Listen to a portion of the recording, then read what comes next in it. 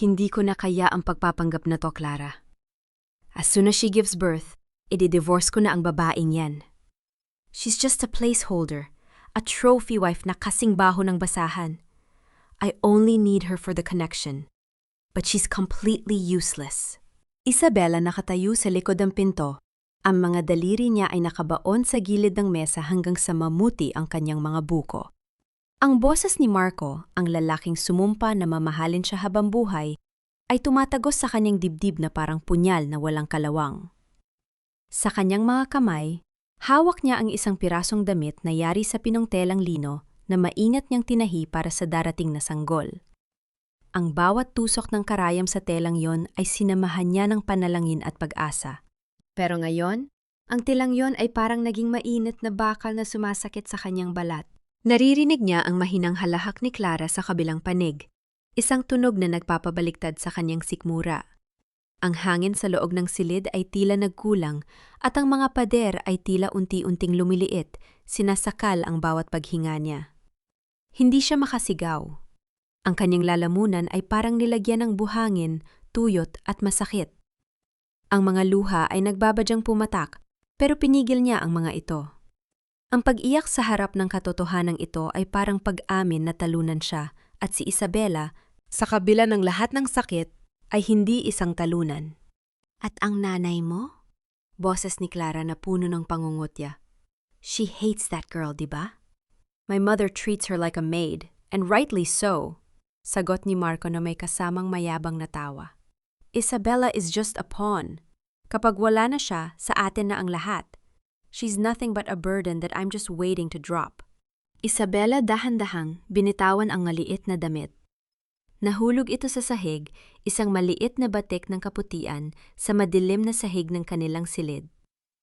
Ang bawat tibok ng kanyang puso ay parang martilyong humahampas sa kanyang sariling katinuan. Ang buhay na binuo niya sa loob ng 3 taon, ang mga gabing ginugol niya sa pag-aalaga sa lalaking ito, ang pagpapakumbaba niya sa harap ng biyenan, lahat ng yon ay parang bula na pumutok sa isang iglap. Tiningnan niya ang kanyang sarili sa salamin. Ang babaeng nakikita niya ay may mga matang malalim, puno ng pagod. Pero sa ilalim ng pagod na yon, may isang bagong apoy na nagsisimulang magliyab. Kung ako lang pala ang nakataya sa larong ito, bakit ko pa kailangan maging maamo? Kung ang tingin nila sa akin ay isang gamit na pwedeng itapon, paano nila tatanggapin ang pagbalik ng totoong may-ari ng lahat ng ito? Ang tanong ay nanatiling nakabitin sa hangin, kasabay ng mabigat na katahimikan ng gabi. Isabela ay hindi na gumalaw. Ang kanyang mga mata ay nanatiling nakapako sa refleksyon niya sa salamin. Ang kanyang titig ay naging kasing lamig ng yelo. Hindi siya natatakot sa bukas. Sa katunayan, hindi na siya makapaghintay na makita ang mukha nila kapag ang lahat ng kanilang binuong kasinungalingan ay gumuho na parang mga baraha sa harap ng kanilang mga mata. Hindi pa man natutuyo ang luhang nagbabadyang pumatak, kailangang harapin ni Isabela ang realidad.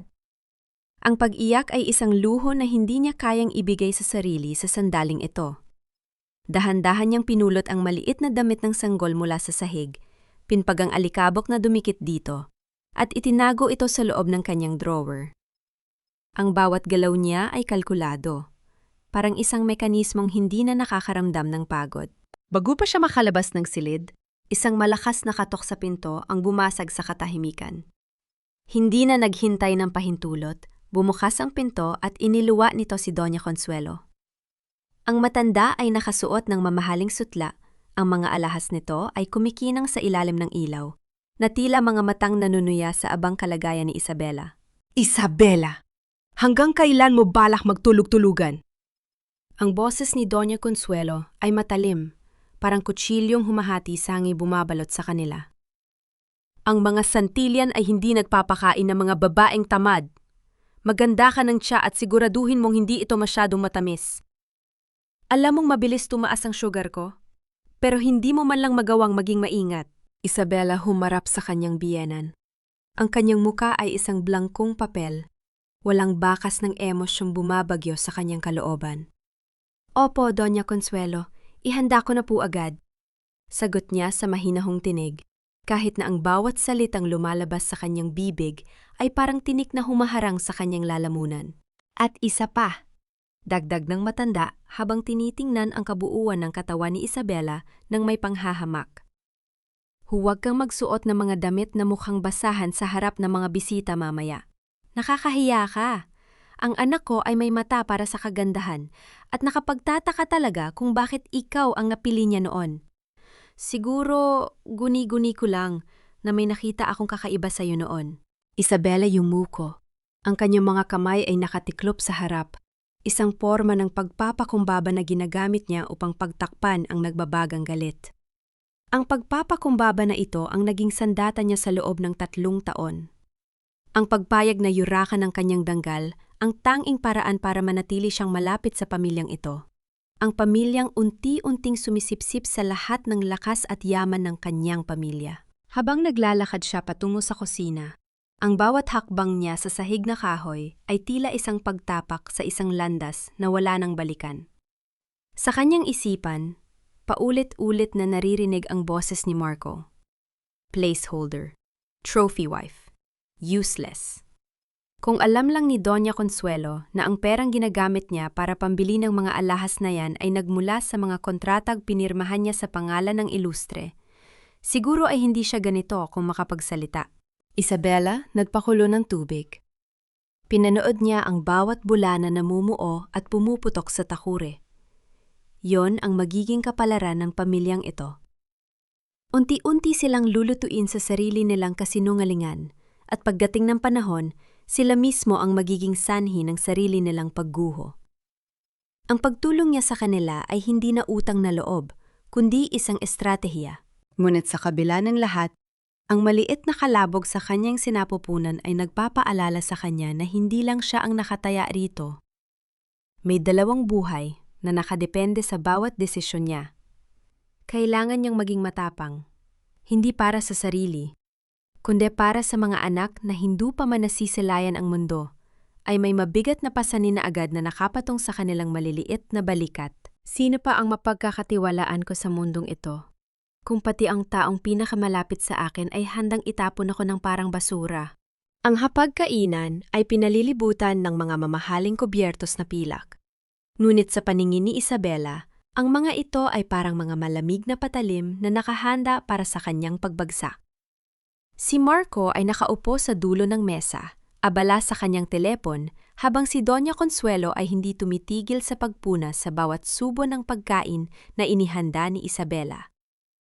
Ang tanging tunog sa loob ng silid ay ang pagtama ng mga kutsara at tinidor sa pinggan, isang himig ng pagpapanggap na halos hindi na mabata ni Isabela. Isabela, nakapag-usap na ba kaya ni Marco tungkol sa mga dokumento para sa lupa sa Laguna? Tanong ni Doña Consuelo nang hindi man lang tumitingin sa kanya.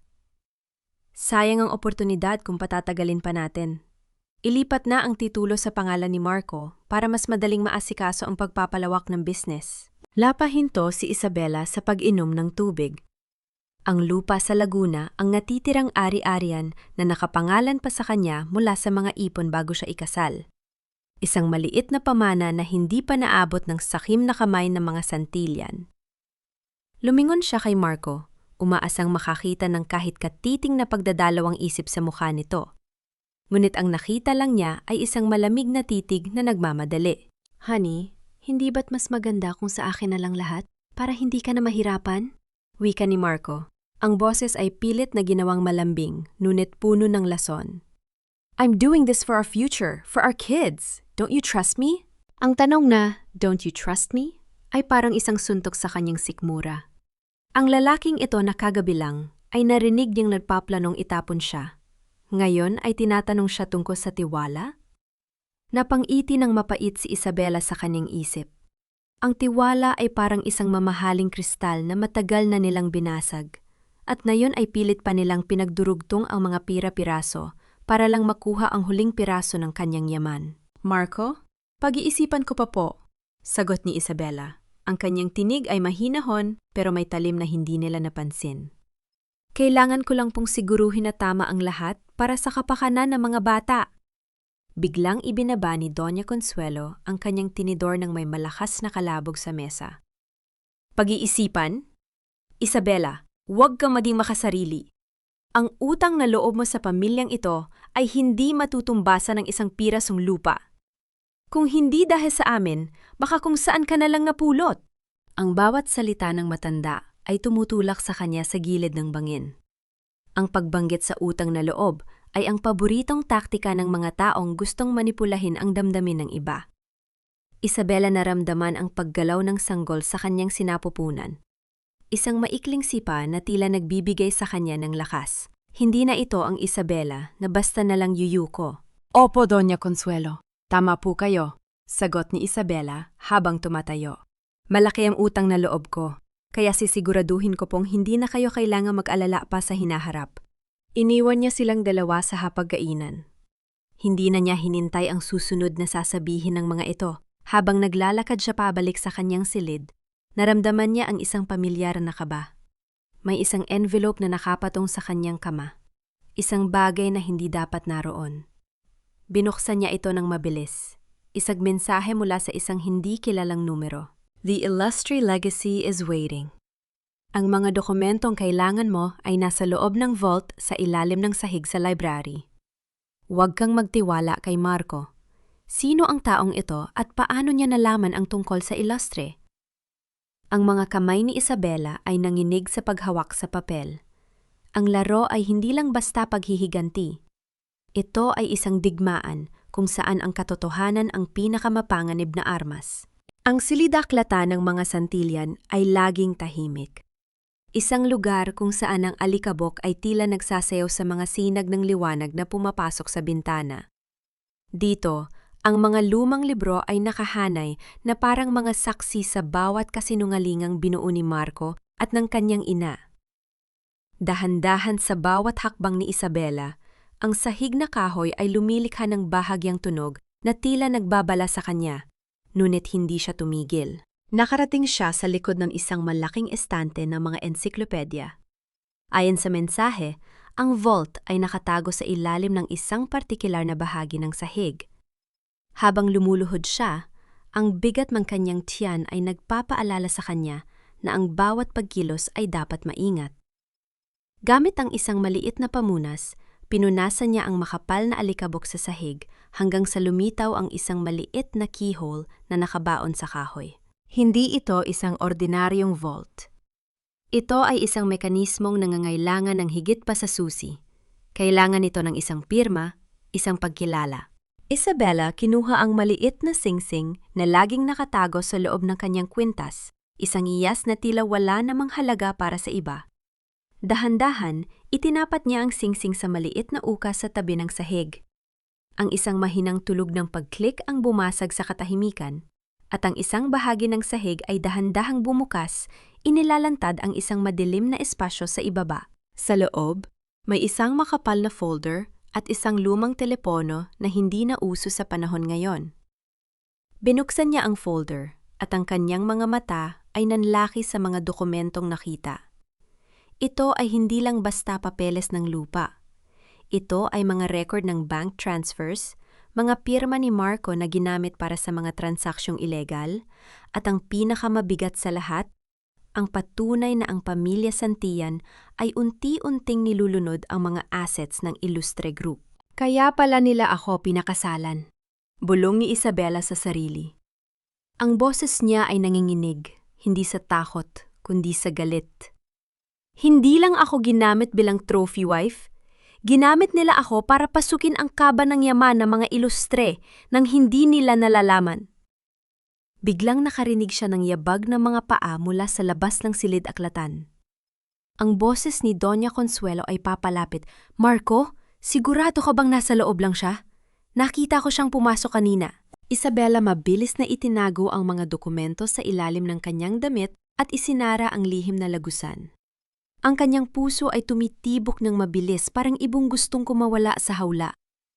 Umupo siya sa isang upuan malapit sa bintana at binuksan ang isang libro, pilit na pinapakalma ang kanyang paghiinga. Bumukas ang pinto. Si Marco at ang kanyang ina ay pumasok, ang kanilang mga muka ay puno ng hinala. Tiningnan nila si Isabela na tila isang kriminal na nahuli sa akto. Anong ginagawa mo rito, Isabela? Tanong ni Marco. Ang kanyang mga mata ay mapanuring nakatitig sa bawat anggulo ng silid. Sabi ni Mama, may naririnig siyang kakaiba sa parte na ito ng bahay. Isabela tumingin sa kanila ng diretsyo. Ang kanyang ekspresyon ay walang anumang bakas ng pagkabalisa. Naghanap lang ako ng mababasang libro, Marco. Masyadong mainit sa loob ng ating silid, kaya naisip kong dito magpalipas ng oras.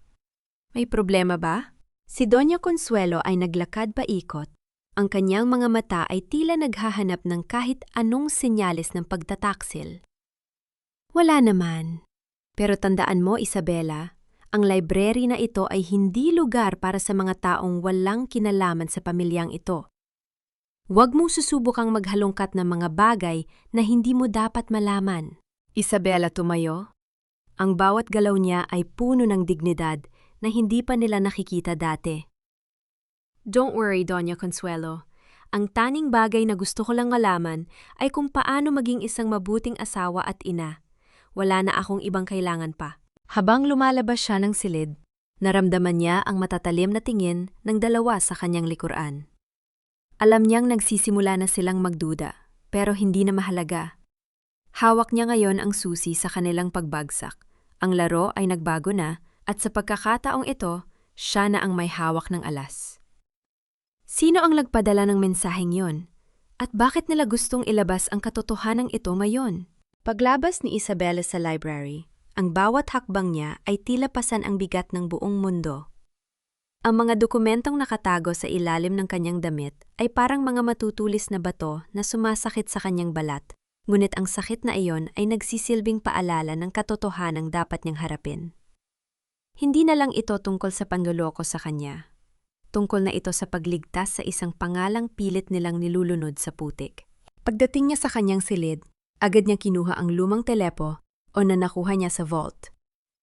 Wala itong load, pero sa screen ay may isang mensaheng nakadikit. Tumawag ka sa numero na ito kapag handa ka na. Isabela na upo sa tabi ng bintana, pinagmamasdan ang dapit hapon.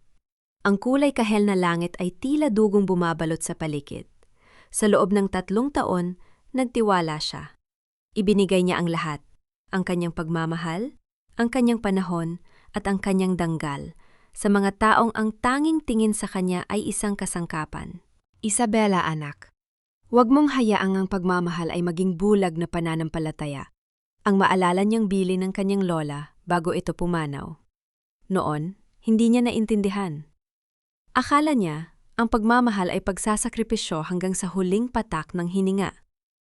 Ngayon, habang pinagmamasdan ang refleksyon niya sa salamin, nakikita niya ang isang babaeng unti-unting namamatay. At sa lugar nito, isang babaeng kailangang bumangon mula sa sarili niyang abo. Habang abala siya sa pag-iisip, biglang bumukas ang pinto. Si Marco ang pumasok. Ang muka ay tila pagod pero may pilit na ngiti. Lumapit ito at pilit na hinawakan ang kamay ni Isabela. Ang hawak na yon na dati ay nagpaparamdam sa kanya ng seguridad, ngayon ay nagdudulot ng pandidiri. Honey, pasensya na kanina sa library. Masyado lang kami ni Mama na stress sa business, wika ni Marco habang hinihimas ang likod ng kamay ni Isabela. Alam mo namang kailangan natin ng stability para sa mga bata, di ba? Isabela lumingon kay Marco. Ang mga mata ng lalaki ay naghahanap ng kahit anong senyales ng pag-aalinlangan sa kanyang muka. Oo, Marco, naintindihan ko. Lahat naman tayo gusto ng magandang kinabukasan para sa kanila. Sagot ni Isabela sa boses na kasing lamig ng bakal. Hinila ni Marco ang upuan at tumabi sa kanya. If you just sign those documents, everything will be fine. Magiging kampante na tayo. You don't have to worry about anything anymore. Ako na ang bahala sa lahat. Isabela tumingin ng diretsyo sa mga mata ni Marco. Sa unang pagkakataon, hindi siya umiwas. Paano kung sabihin ko sa iyong may mga bagay na hindi dapat minamadali, Marco? Lalo na kung ang kinabukasan ng ating mga anak ang nakasalalay. Ang ngiti ni Marco ay bahagyang kumurap. Ramdam ni Isabela ang tensyon sa pagitan nilang dalawa. Ang lalaking ito, na akala niya ay kilala niya, ay isa palang stranger na nagtatago sa ilalim ng maskara ng isang mapagmahal na asawa.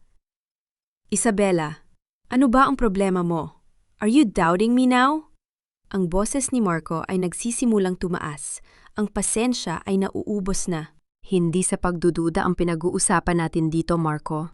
Sagot ni Isabela habang dahan-dahang binabawi ang kanyang kamay. Ang pinag-uusapan natin ay ang katotohanan. At minsan, ang katotohanan ay masakit lunukin. Lumabas si Marco ng silid ng may padabog na pagsara ng pinto. Ang tunog ng pagkagulat at galit ay umalingaw-aw sa buong kwarto. Naiwan si Isabela na mag-isa, ang pintig ng kanyang puso ay nagsisimulang maging mabilis. Alam niyang simula na ito ng digmaan. Hindi na siya pwedeng umatras. Ang bawat kilos niya mula ngayon ay dapat maging maingat dahil ang bawat maling hakbang ay maaaring maging huling pagkakataon na makikita niya ang katarungan para sa kanyang sarili at sa kanyang mga anak. Sino ang susunod na lalapit sa kanya para subukan ang kanyang tatad? At handa na ba siya para sa darating na bagyo? Ang gabi ay balot ng dilim. Ngunit sa loob ng puso ni Isabela, isang apoy ang patuloy na naglalagablab. Matapos ang mainit na pagtatalo nila ni Marco, hindi siya nakatulog. Sa halip, kinuha niya ang lumang telepono mula sa vault at muling tiningnan ang mensahe. Sa pagkakataong ito, may isang bagong text na lumitaw sa screen. Sa likod ng garden, malapit sa lumang puno ng mangga, huwag kang magdadala ng flashlight. Isabela dahan-dahang bumaba mula sa kanyang silid. Ang bawat hakbang sa sahig ay parang pagtapak sa manipis na yelo. Alam niyang sa bawat sulok ng bahay na ito ay may mga matang nakamasid, mga katiwalang bayaran ng pamilya Santillan upang bantayan ang bawat galaw niya.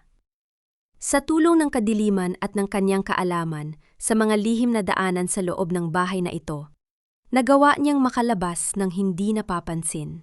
Ang lamig ng hangin sa labas ay humahalik sa kanyang balat. Isang paalala na ang kalayaan ay may katumbas na sakripisyo. Pagdating niya sa likod ng lumang puno ng mangga, isang anino ang dahan-dahang lumabas mula sa dilim. Isang babae, nakasuot ng simpleng damit, ngunit ang kanyang tindig ay nagpapahiwatig ng otoridad na hindi pangkaraniwan. "Sino ka?" tanong ni Isabela. Ang kanyang tinig ay sapat lang para marinig ng babae. "Ako ang taong matagal nang naghihintay na magising ka, Isabela," sagot ng babae. Siya ay si Aling Marta, ang dating head housekeeper ng mga ilustre na pilit pinatalsik ng mga Santillan nang mamatay ang kanyang mga magulang. "Akala mo ba ay aksidente ang pagtatagpo ninyo ni Marco? Akala mo ba ay tadhana ang nagdala sa'yo sa pamilyang ito?" Nanlaki ang mga mata ni Isabela. "Ano ang ibig mo sabihin?" "Ang iyong mga magulang ay hindi lang basta namatay sa isang aksidente, Isabela," pagpapatuloy ni Aling Marta. Ang kanyang boses ay nanginginig sa galit. "Ang mga Santillan ang may pakana ng lahat. Ginamit nila ang iyong kahinaan, ang iyong pagkawalay sa yaman, para unti-unting makuha ang lahat ng pagmamay-ari ng mga ilustre. Ikaw ang huling hadlang. Kaya kanila pinakasalan para kontrolin ka mula sa loob." Ang bawat salita ni Aling Marta ay parang saksak sa puso ni Isabela. Hindi lang pala simpleng panloloko ang naganap. Isa itong pagpatay, isang sistematikong pagwasak sa kanyang buhay at sa kanyang pinagmulan. Ang galit na dati ay nagsisilbi lamang bilang apoy, ngayon ay naging isang sumasabog na volcan. "Bakit mo sinasabi ang lahat ng ito ngayon?" tanong ni Isabela, habang ang mga luha ay nagsisimulang pumatak sa kanyang pisingi. "Dahil ngayon ay may dala ka ng buhay sa iyong sinapupunan," sagot ni Aling Marta. "Ang mga Santillan ay hindi titigil hanggat hindi nila nakukuha ang lahat. Ngayon, may ebidensya ka na. Ang kailangan mo nga lang gawin ay ang maging matapang. Huwag kang magtiwala sa kahit sino sa loob ng bahay na yon. Kahit ang mga katulong ay may kapalit na bayad para traidurin ka." Biglang, may narinig silang kaluskos mula sa mga halaman. Isang flashlight ang biglang bumukas. Tinatamaan ang kanilang kinaroroonan.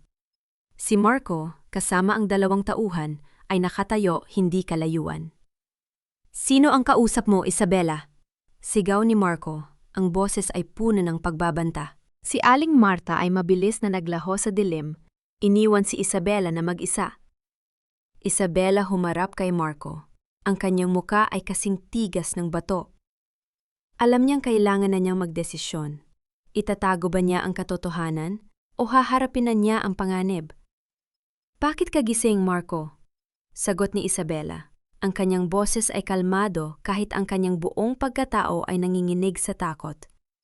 Hindi ba't hindi na ako pwede maglakad sa sarili nating garden? Marco ay lumapit. Ang kanyang muka ay nakadikit na sa muka ni Isabela. Huwag mo akong susubukan, Isabela. Alam ko may tinatago ka. Sa pagkakataong ito, hindi na tumingin si Isabela sa baba. Tumingin siya ng diretsyo sa mga mata ni Marco at sa loob niya alam niyang hindi na siya ang biktima. Siya na ang magiging banta. Tinatago? Ano ang tinatago ko, Marco? Tanong ni Isabela. Ang kanyang tinig ay malamig at matatag, walang bakas ng takot na dati, madali niyang ipakita. Ang katotohanan na hindi mo ako minahal kailanman? O ang katotohanan na ang pamilya mo ay mga magnanakaw na nagbabalat kayong marangal? Ang mamata ni Marco ay nanlaki sa gulat. Hindi inaasahan ang biglang pagbabago ng asawa. Ang mga tauhan sa likuran niya ay nagtinginan. Tila hindi alam kung dapat ba silang humakbang o manatiling nakatayo. Si Marco ay humalahak ng malakas. Isang tulog na puno ng pagkamuhi at pagmamaliit. So, nalaman mo na pala. Wika ni Mofsor habang lumalapit.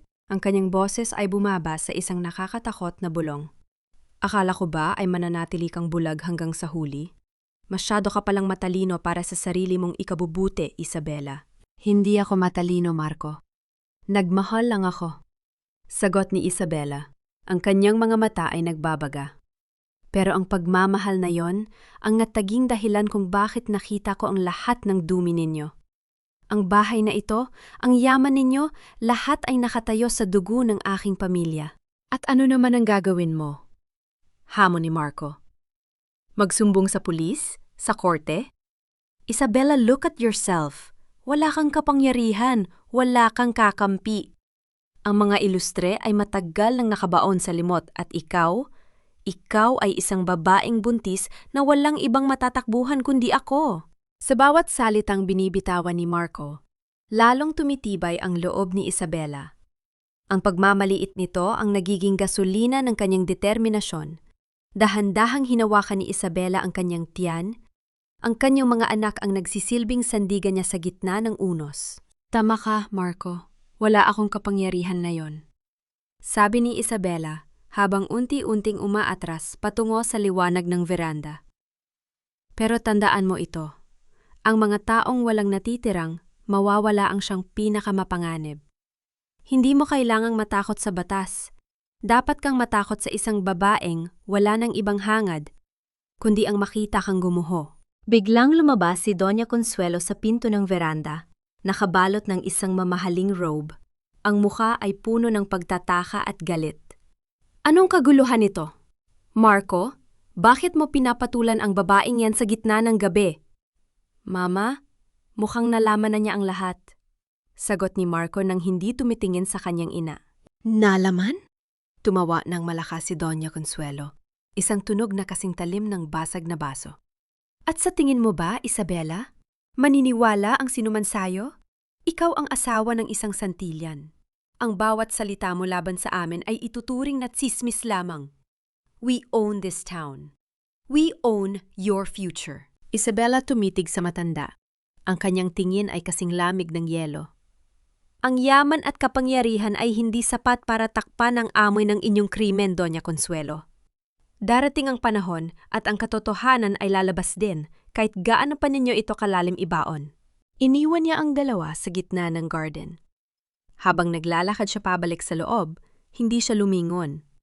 Alam niyang simula na ito ng matinding paghihiganti. Hindi na siya ang babaeng luluhod at magmamakaawa.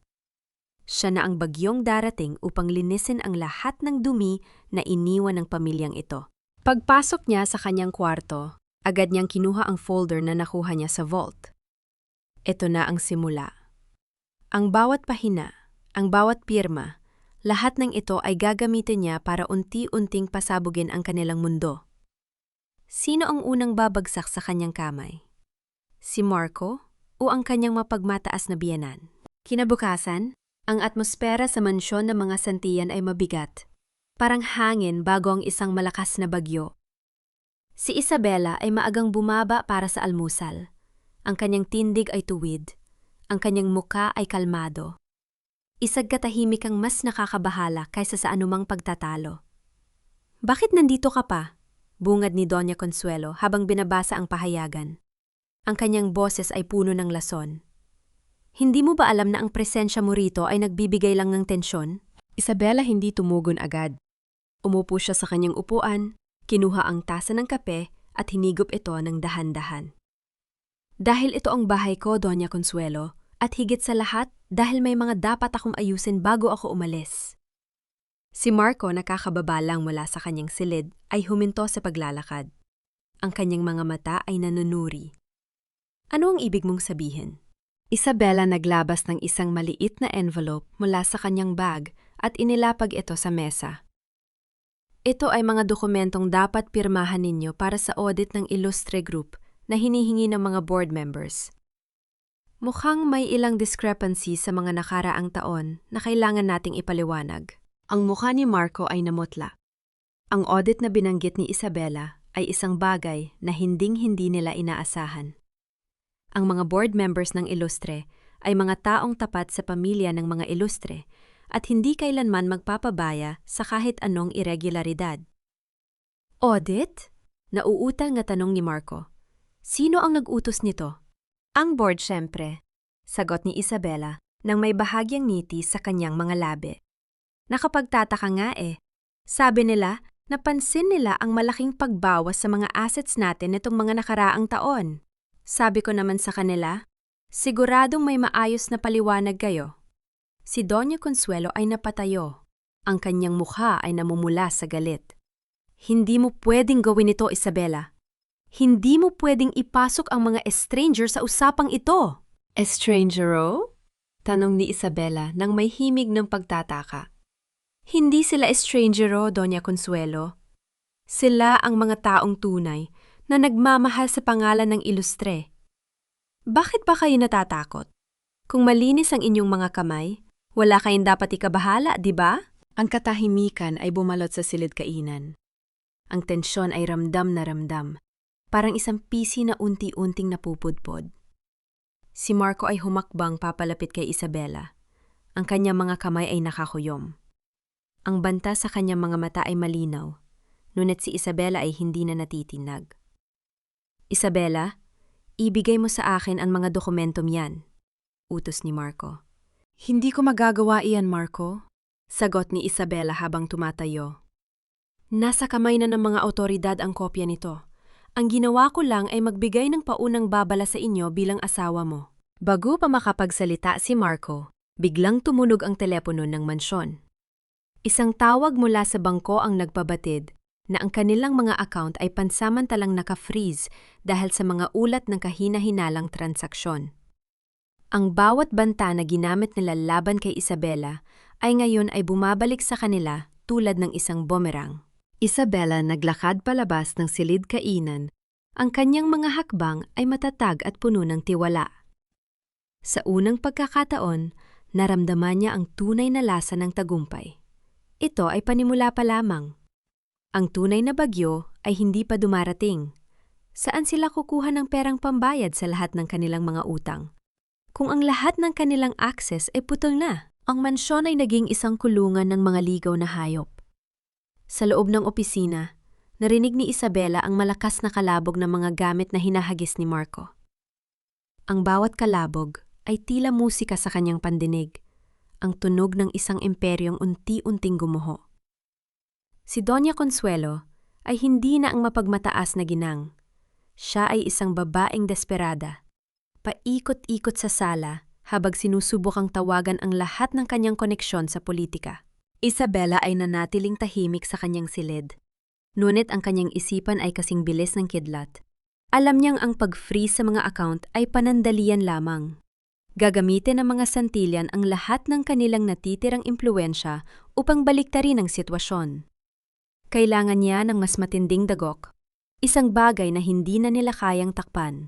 Maya-maya, pumasok si Marco sa silid ni Isabela nang walang pasabi. Ang kanyang muka ay puno ng pawis, ang kanyang buhok ay magulo. Wala na ang maskara ng pagiging perfect husband. Isabela! Ano ang ginawa mo sa bangko? Sigaw ni Marco habang hinahawakan ang balikat ni Isabela ng malakas. Alam mo ba kung anong kaguluhan ang idinulot mo? Mawawala ang lahat ng pinaghirapan natin. Isabela hindi kumibo. Tiningnan niya ang kamay ni Marco na nakabaon sa kanyang balikat at sa isang mabilis na kilos, tinabig niya ito. Pinaghirapan? Marco, ang tanging pinaghirapan mo lang ay kung paano linlang ng isang babaeng nagmahal sa'yo ng tapat. Isabela, nakikiusap ako! Boses ni Marco, na pilit na naging malambot, ang kanyang muka ay puno ng pekeng pangungulila. Pag-usapan natin ito. I'm sorry, I was just stressed. Please, tawagan mo ang board, sabihin mong nagkamali ka lang ang report. Tumingin si Isabela sa mga mata ni Marco. Nakita niya ang takot, ngunit wala siyang nakitang pagsisisi. Ang lalaking ito ay natatakot lang na mawala ng yaman, hindi na mawala ng asawa. Pag-usugar? Sige, pag-usapan natin. Sagot ni Isabela. Pag-usapan natin kung nasaan ang perang kinuha ninyo mula sa Ilustre account. Pag-usapan natin kung sino ang babaeng palagi mo kasama sa kondo sa Makati. O gusto mo? Pag-usapan natin kung paano mo binalak na itapon ako kapag nanganak na ako. Natigilan si Marco. Ang lahat ng kulay sa kanyang muka ay naglaho. Sino ang nagsabi sa'yo ng tungkol sa kondo? Isabela ay tumayo at lumapit kay Marco hanggang sa ilang pulgada na lang ang pagitan ng kanilang mga muka. Hindi mo na kailangang malaman kung sino. Ang mahalaga, alam ko na ang lahat. At ang bawat sekreto mo ay hawak ko na. Sa sandaling iyon, isang tawag ang pumasok sa telepono ni Marco. Sa boses na nanginginig, sinagot niya ito. Pagkatapos ng ilang segundo, ibinagsak niya ang telepono sa sahig. Ang balita ay mas malala pa. Ang mga dokumentong ebidensya ng kanilang panloloko ay nasa kamay na ng media. Ang pangalan ng mga Santillan ay nakaanda ng ilatala sa lahat ng pahayagan bukas. Sinira mo ako, bulong ni Marco. Ang kanyang boses ay tila hangin na lamang. Sinira mo ang buong buhay ko. Hindi kita sinira, Marco. Sagot ni Isabela habang nakatingin sa labas ng bintana, kung saan ang mga ilaw ng syudad ay kumukutitap. Ikaw ang sumira sa sarili mo. Ang ginawa ko lang ay hayaan ang katotohanan na bumalik sa'yo. Iniwan niya si Marco na nakaluhod sa gitna ng silid, isang lalaking wala nang natira, kundi ang kanyang sariling kasinungalingan. Sino ang susunod na lalapit para humingi ng tawad at ano ang gagawin ni Isabela kapag ang mga anak niya ay nagsimulang magtanong tungkol sa kanilang ama? Ang balita ay kumalat na parang apoy sa tuyong damuhan. Kinabukasan, ang mansyon ng mga Santillan ay pinaliligiran na ng mga reporters at cameramen na nag-aagawan para sa isang pahayag. Si Doña Consuelo, na dati ay laging nakataas ang no at puno ng pagmamataas, ay hindi na makalabas ng bahay. Ang kanyang mga alahas, na dati ay simbolo ng kanyang kapangyarihan, ay nagsisilbing tanikala na lamag na nagpapaalala sa kanya ng kanyang kahihiyan. Isabela ay nakatayo sa balkona. Pinagmamasdan ang gulo sa ibaba. Ang mga taong dati ay yumuyukod sa kanila ay ngayon ay nakatingin na may halong pandidiri. Sa loob ng silid, si Marco ay nakaupo sa isang silya. Ang kanyang mga mata ay blangko. Ang kanyang mundo ay gumuho na parang mga barahang natumba sa isang malakas na ihip ng hangin. Ilabas mo ako rito! Wika ni Marco nang hindi tumitingin kay Isabela. Ang kanyang boses ay wala ng bagsik. Ilabas mo ako sa gulong ito. I will give you everything. Ang lupa, ang pera, ang lahat. Isabela lumapit sa kanya, hindi na may puot, kundi may awa. Isang matinding awa para sa lalaking minsan ay naging sentro ng kanyang mundo. Marco, hindi mo pa rin naiintindihan, di ba? Ang lahat ng ito ay hindi tungkol sa pera o lupa. Ito ay tungkol sa danggal na niyurakan mo at sa tiwala na winasak mo ng walang pag-aalinlangan. Pero may mga bata tayo! Pagpilit ni Marco, pilit na kumakapit sa huling sandata na akala niya ay gagana pa. Isabela, isipin mo naman ang kinabukasan nila. Ang mga bata, sagot ni Isabela ng may diin, ay nararapat lumaki sa isang tahanan na may katotohanan at pagmamahal. Hindi sa isang tahanan na binuo sa kasinungalingan at panlalamang sa kapwa. I will protect them, but not by staying with you. Biglang bumukas ang pinto. Si Doña Consuelo ay pumasok. Ang kanyang mga mata ay nanlilisik pa rin, ngunit may bakas ng matinding pagod. Isabela, sapat na ito. Huwag mong gawing miserable ang buhay ng anak ko. Miserable? Tanong ni Isabela habang tumatawa ng mahina. Doña Consuelo, kayo ang gumawa ng inyong sariling impyerno. Ako lang ang nagbukas ng pinto para makita ninyo ang resulta ng inyong mga gawa. Isabela kinuha ang kanyang maleta nang nakahanda na sa tabi ng pinto. Ang bawat gamit niya ay pinag-asipan niyang kunin. Hindi dahil sa halaga nito, kundi bilang pag-aari na tunay na kanya. Aalis na ako, wika ni Isabela. At huwag na ninyong subukang hanapin ako. Ang mga abogado ng ilustre ang susunod na makikipag-usap sa inyo. Lahat ng kinuha ninyo, lahat ng utang ninyo, ay babayaran ninyo hanggang sa huling sentimo. Habang naglalakad siya palabas ng mansyon, ang ingay ng mga reporter ay unti-unting lumalayo. Ang hangin ay naging mas presko, at ang bawat hakbang niya ay nagpaparamdam ng kalayaan. Hindi na siya ang babaeng naghihintay ng pagmamahal. Siya na ang babaeng bumubuo ng kanyang sariling tadhana. Sa labas ng gate, isang itim na sasakyan ang naghihintay. Pagbukas ng pinto, nakita niya si Aling Marta at ang mga tauhan ng ilustre. Isang bagong simula ang naghihintay sa kanya, ngunit sa kanyang isipan, isang tanong ang nananatili. Magagawa kaya niyang tunay na magpatawad o ang sugat ay habambuhay na mananatili sa kanyang puso? Ang sasakyan ay dahan-dahang lumalayo mula sa mansyon ng mga Santillan. Sa salamin, pinagmamasdan ni Isabela ang pagliit ng malaking bahay na yon, ang lugar kung saan siya nagdusa, umiyak at halos mawala ang kanyang sarili. Ngayon, ang mansyong yon ay tila isa na lamang lumang anino sa kanyang nakaraan. Ang bawat paglayo ng sasakyan ay parang bawat pag-alis ng mabigat na bato sa kanyang dibdib. Saan tayo pupunta, ma'am? Tanong ng driver, ang boses ay magalang at puno ng paggalang.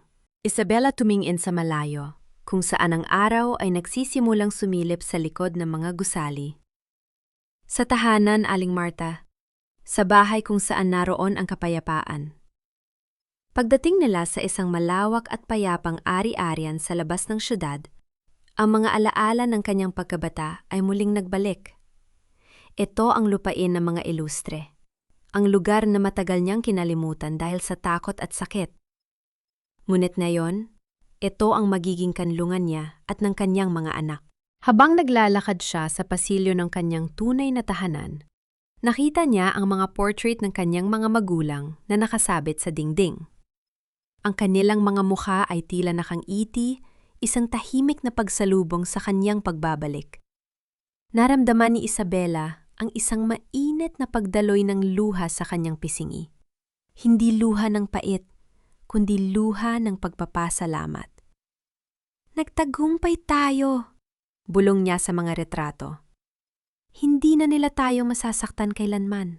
Sa mga sumunod na araw, ang buhay ni Isabela ay naging isang proseso ng paghilom.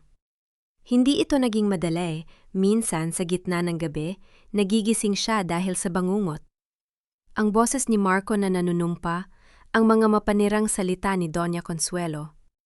Pero sa bawat pagkakataong yon, titingnan niya ang kanyang tiyan, ang dalawang anghel na nasa loob nito, at ang takot ay napapalitan ng determinasyon. Isang araw, habang nag-aayos siya sa kanyang opisina bilang bagong CEO ng Ilustre Group, isang bisita ang dumating. Si Ate Reyes, ang matagal na tagapayo ng pamilya Ilustre. Isabela, may kailangang malaman ang board tungkol sa status ng mga Santillan, wika ng abogado habang inilalapag ang mga dokumento. Lahat ng ari-ariya nila ay kumpiskado na. Si Marco, siya ay nawawala. Walang nakakaalam kung nasaan siya. Pero may mga report na nakita siya sa isang maliit na bayan sa probinsya. Nagtatrabaho bilang isang ordinaryong trabahador. Isabela napatigil sa pagpirma. Ang balitan yon ay hindi nagdulot ng tuwa, kundi isang malalim na pagkaunawa. Ang taong dating nangangarap na maging hari ay nauwi sa pagiging alipin ng sarili niyang mga pagkakamali. Hayaan ninyo siya, Ate Reyes, sagot ni Isabela.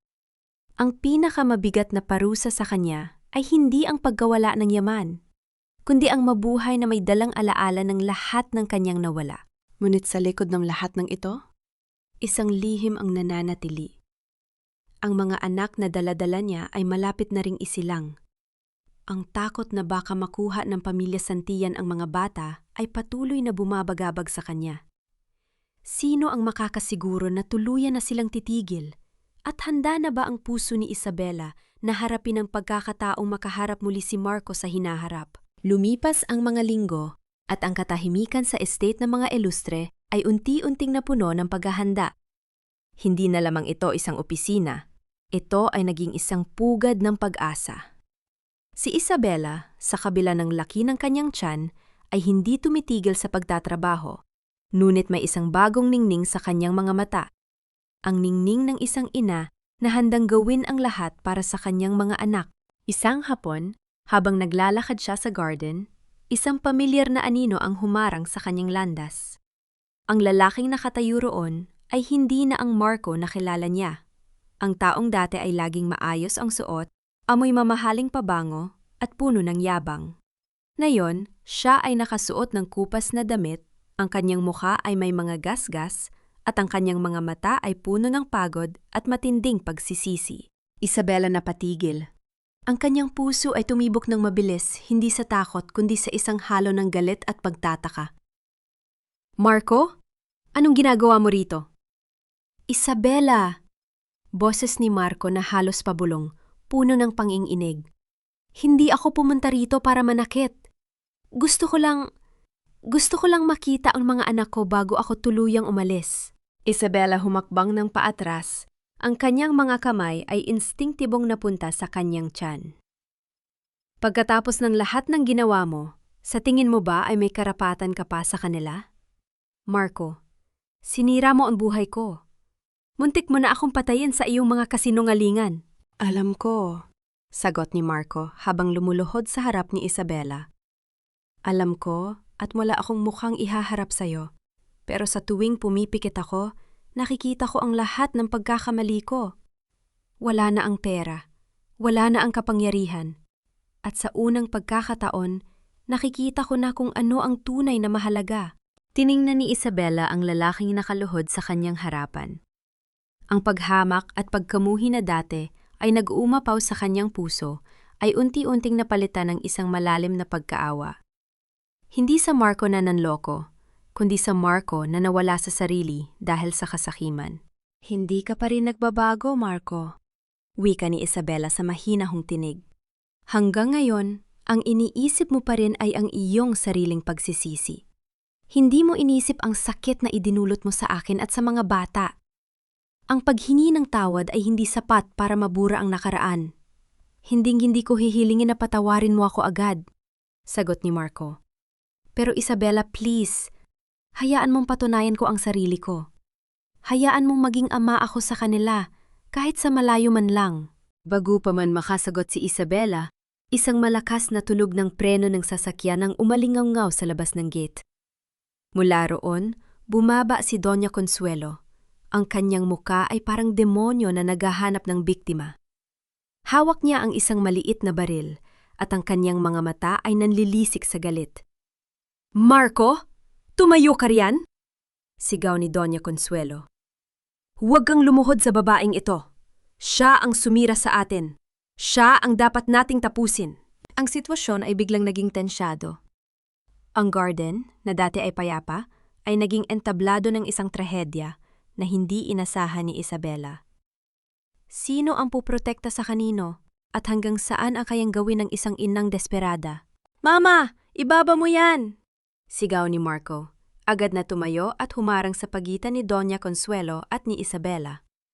Ang kanyang boses ay nanginginig, hindi dahil sa takot para sa sarili, kundi sa takot na baka ang huling pagkakataon niya magkaroon ng kapayapaan ay magtapos sa dugo. Tabi, Marco! Ang babaeng ito ang dahilan kung bakit tayo nawala ng lahat. Ang sigaw ni Doña Consuelo.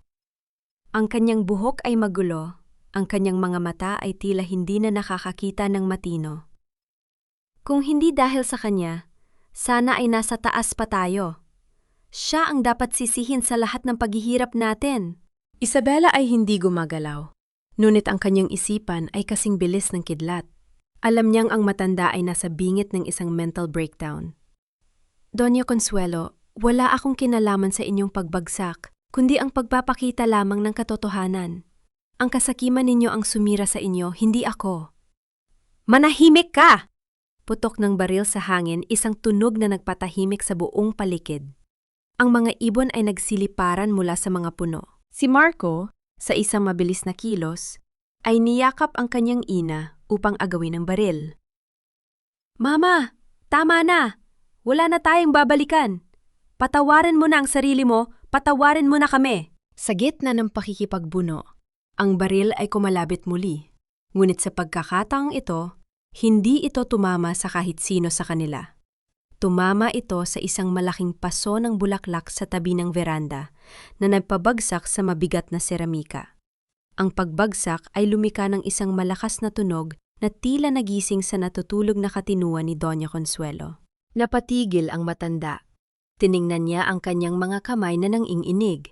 Ang baril ay nalaglag sa damuhan. Ang kanyang galit ay unti-unting napalitan ng isang malalim at nakakangilong pag-iyak. Isang pag-iyak na puno ng pagsisisi at pagod. Wala na, bulong niya. Wala na ang lahat. Isabela dahan-dahang lumapit. Hindi para manakit, kundi para humarap sa katotohanan. Wala na ang pera, Doña Consuelo. Pero narito pa ang inyong danggal kung pipiliin ninyong humingi ng tawad sa inyong mga kasalanan. Huwag ninyong hayaang ang huling alaala ninyo ay ang pagiging isang mamamatay tao. Maya-maya, dumating ang mga pulis na tinawag ng mga gwardiya ng estate. Hindi na lumaban si Doña Consuelo. Siya ay dinala ng tahimik, ang kanyang ulo ay nakayuko, ang kanyang dating dignidad ay tuluyan ng naglaho. Si Marco naman ay nanatiling nakatayo roon, tinitingnan ng kanyang ina na isinasakay sa sasakyan ng pulis. Humarap si Marco kay Isabela, ang kanyang mga mata ay puno ng pait. Salamat, dahil hindi mo hinaya ang maging mamamatay tao si Mama. Umalis ka na, Marco, sagot ni Isabela. Ang kanyang tinig ay wala ng galit, tanging pagkapagod na lamang. Ito na ang huling beses na magtatagpo tayo. Ilaan mo ang buhay mo sa pagbabayad ng iyong mga sala sa paraang tahimik. Huwag mo na kaming guguluhin pa. Tumango si Marco, isang matagal at malungkot na tanggo, bago siya naglakad palayo. Isang estranjero sa mundong binuo niya sa kasinungalingan. Isabela ay nanatiling nakatayo sa ilalim ng puno. Hinihimas ang kanyang tiyan. Ang bagyo ay tapos na. Ngunit sa likod ng lahat ng ito may isang tanong na nananatiling nakabitin. Paano niya sisimulan ang pagpapaliwanag sa kanyang mga anak kapag sila ay nagtanong na tungkol sa kanilang ama at lola? Ang mansyon ng mga ilustre ay hindi na lamang isang gusali. Ito ay naging saksi sa unti-unting paghilom ng mga sugat na matagal na nakabaon sa kalooban ni Isabela. Sa bawat araw na lumilipas, ang kanyang mga gabi ay hindi na ginagambala ng mga alaala ng nakaraan. Ang hapdi na dati ay bumabalot sa kanyang puso ay unti-unting napapalitan ng isang masarap at payapang kaba. Ang kaba ng isang ina na naghihintay sa pinakamahalagang sandali ng kanyang buhay. Isang maulan na hapon, habang si Isabela ay nakaupo sa kanyang silid, naramdaman niya ang isang matinding kirot sa kanyang sinapupunan. Hindi ito sakit na dulot ng pait, kundi sakit na nagbibigay ng buhay. Ang pagdating ng kanyang mga anak, ang bunga ng isang pagkakamali na naging pinakamagandang regalo sa mundo, ay nalalapit na. Aling Marta!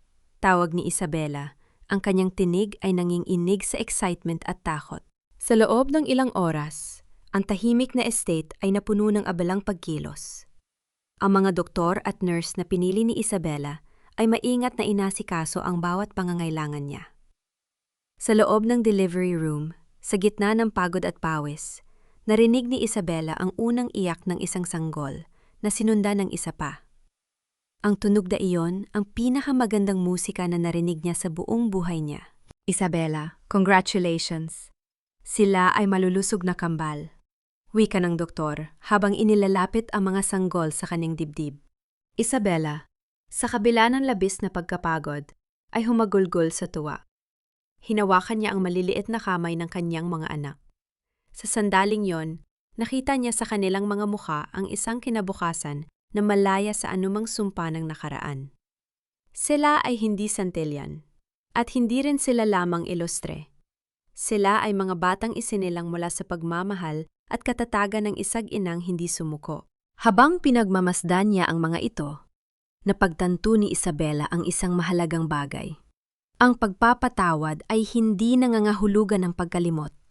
Ang pagpapatawad ay ang pagpili na huwag hayaang ang nakaraan ang humubog sa kinabukasan ng kanyang mga anak. Kayo ang magiging dahilan kung bakit ang pangalang ito ay hindi na muling madudungisan. Bulong niya sa kanyang mga sanggol. Sa labas ng kanyang silid, si Aling Marta ay nakatayo, nakikinig sa mga iyak na mga bata. Isang ngiti ang gumuhit sa kanyang labi. Isang ngiti na nagpapahiwatig na ang mahabang paglalakbay ng paghihigan at paghilom ay nagbunga ng isang bagong pag-asa. Ang pamilyang Santillan ay tuluyan ng nalusaw sa kasaysayan at ang mga ilustre ay muling sumibol, mas matibay at mas matatag kaysa noon. Isabela ay pumikit, at sa unang pagkakataon sa mahabang panahon, ang kanyang pagtulog ay malalim, payapa at walang anumang anino ng nakaraan. Sino ang magsasabing ang isang wakas ay hindi maaaring maging simula ng isang mas magandang kwento? Isang taon ang mabilis na lumipas, at ang estate ng mga ilustre ay hindi na lamang isang simbolo ng yaman, kundi isang paraiso ng kalinga at pagmamahal. Ang mga dating tuyot na halaman sa garden ay pinalitan ng mga makukulay na bulaklak na tila sumasayaw sa bawat ihip ng preskong hangin. Ang katahimikan ng mansyon ay tuluyan ng binasag ng mga hagihik at munting tinig ni na Gabriel at Sofia, ang kambal na nagpabago sa buong mundo ni Isabela. Isabela ay nakatayo sa veranda. Pinagmamasdan ng kanyang mga anak na naglalaro sa damuhan kasama si Aling Marta. Ang kanyang mukha ay wala ng bakas ng pait. Ang mga matang dati ay puno ng takot ay nagniningning na ngayon sa kaligayahan. Siya ay hindi na lamang ang placeholder wife na madaling apakan. Siya na ang tumatayong haligi ng Ilustre Group, isang leader na kinatatakutan sa boardroom ngunit hinahangaan dahil sa kanyang pusong mapagkalinga. Ma'am Isabela, may dumating pong sulat mula sa abogado. Wika ni Aling Marta habang papalapit bit-bit ang isang puting envelope. Binuksan ni Isabela ang sulat ng may katatagan. Ito ay ulat tungkol sa huling hatol kay Doña Consuelo. Dahil sa lumalalang kondisyon ng kanyang pag-iisip, ang matanda ay inilipat sa isang pasilidad kung saan siya ay habambuhay na mananatili sa ilalim ng obserbasyon. Wala na ang kanyang mga alahas, wala na ang kanyang kapangyarihan, tanging ang mga dingding ng kanyang silid ang nakikinig sa kanyang mga bulong ng pagsisisi. Tungkol naman kay Marco, balitang tuluyan na itong lumayo at nagtatrabaho sa isang malayong isla bilang isang mangingisda. Isang buhay na payak, malao sa karangyaan na dati ay pilit niyang ninanakaw. Hindi na siya nagtangkang bumalik, marahil dahil sa huling sulyap ng dignidad na natira sa kanyang pagkatao. Ang kilalanin na ang kanyang presensya ay isa lamang lason sa buhay ni Isabela.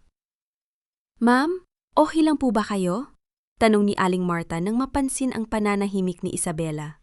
Okay lang ako, Aling Marta.